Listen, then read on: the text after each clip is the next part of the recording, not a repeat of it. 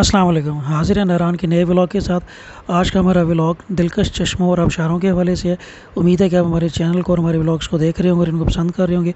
उन तमाम दोस्तों से ख़ास तौर पर रिक्वेस्ट है कि जिन्होंने हमारे चैनल को अभी तक सब्सक्राइब नहीं किया, चैनल को ज़रूर सब्सक्राइब करें और अपनी कीमती राय के बारे में हमें बताएँ ताकि हम वो कंटेंट बना सकें जो आप देखना चाहते हैं।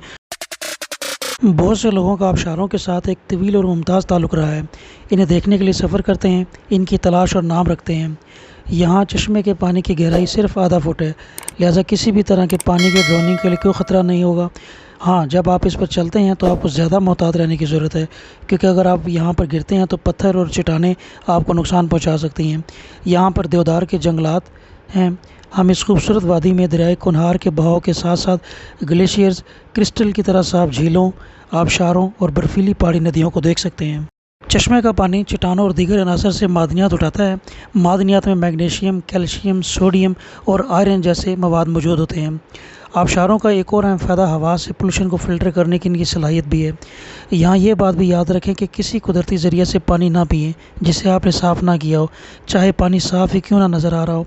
नदी, दरिया या झील का पानी साफ़ नज़र आ सकता है, लेकिन ये फिर भी बैक्टीरिया और वायरस से भरा हो सकता है, जिसके नतीजे में पानी से पैदा होने वाली बीमारियाँ हो सकती हैं।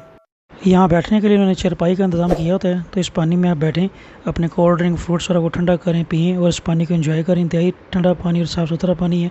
उम्मीद है कि आप हमारे आज के व्लॉग को भी बहुत पसंद किया होगा आपने। हमने कोशिश की थी कि आज के व्लॉग में हम ज़्यादा से ज़्यादा इन्फॉर्मेशन आपके लिए ला सकें, ताकि जब भी आप यहाँ का सफ़र करें तो आपको पहले से इन्फॉर्मेशन हो।